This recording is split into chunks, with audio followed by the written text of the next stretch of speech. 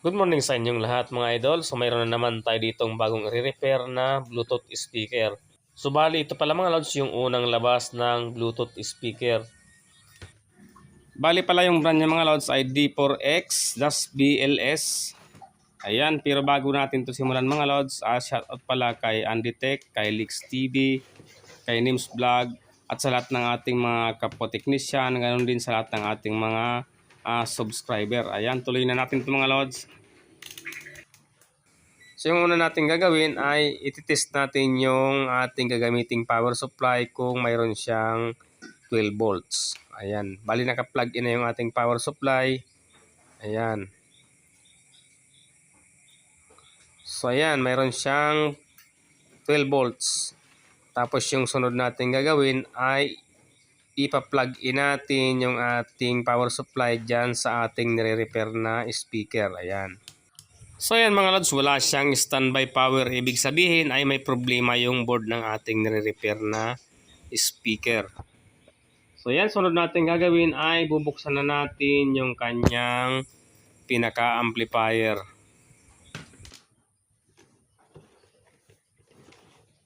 So ayan mga lods, bali nabuksan na natin. Yung sunod natin gagawin dyan ay i-check natin yung kanyang diode.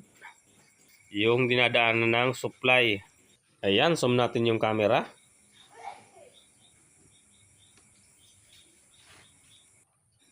So yun mga lods, yung sunod natin gagawin ay i-test natin ulit na lagyan ng supply yung ating nire-repair na amplifier. So isit natin sa DC yung ating tester. Ayan, i-check natin yung supply kung meron pumapasok dyan sa board. So yan pala, mayroon pala tayo yung mali dyan mga lods. So hindi natin nakikita yung ating tester. So yan, barado yung supply. Kaya pala hindi nagkakaroon ng standby power. So yung sunod natin gagawin ay isisilik natin sa buzzer yung ating tester at i-check natin lahat ng diode dyan. Ayun, yung may dalawang diode dyan. Ayan. So yan mga lods, okay yung isang diode. Ngunit yung isa, ayan, pakinggan natin. Ayan, so shortage yung isang diode. Yan yung dinaanan ng ating supply. Ayan, tanggalin natin yung diode. So ayan mga lods, natanggal na natin yung diode. Yan, check natin ulit. Gamit yung ating digital tester. Yan, nakasit tayo sa buzzer. Ayan, shortage na siya.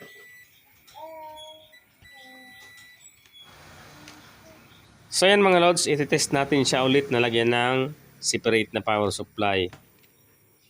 Kahit wala siyang diode, dahil iba naman yung tinanggalan natin ng diode, dun mismo yun sa kanyang sariling power supply. So yan mga lods, nagkaroon na siya ng standby power at mayroon pa pala siyang isang problema. So hindi tumutunog yung kanyang sariling speaker. So ibig sabihin sira din yung speaker. So yan mga lods, bali yung sunod natin gagawin ay i-test natin ng tester yung speaker kung bakit hindi siya tumutunog. Yan, baklasin natin yung speaker. Yung sunod, check na natin ang tester. Ayan, nakabaser tayo.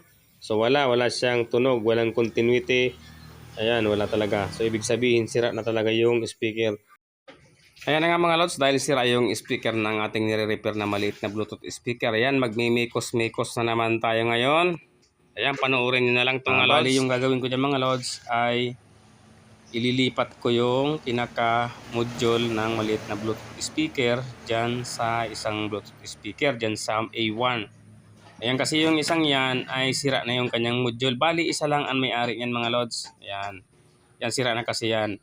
So, ang gagawin ko dyan, imamount ko yan sa likod para magamit niya yung isa dito sa ating nire-repair na Bluetooth speaker. Yan, dyan ko na siya ilalagay. So yan mga lods, panoorin nyo na lang kung paano ko siya ginawa.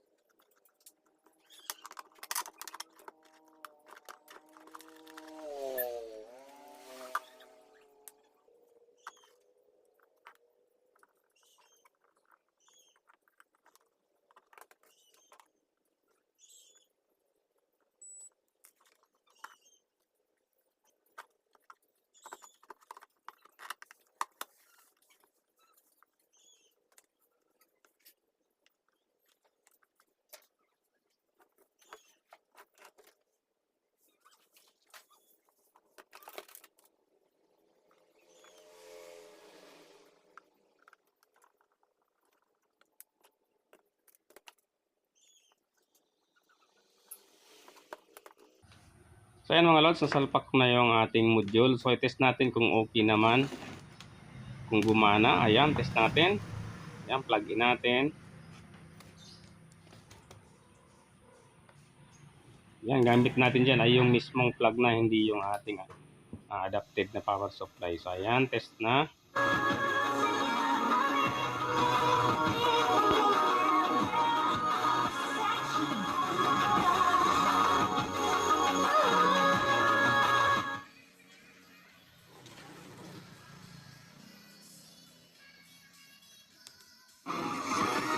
So ayan na nga mga lods, successful na yung ating repair. So ayan, maraming salamat sa inyong patuloy na suporta sa lahat ng ating mga ina-upload na video. Ayan, thanks for watching.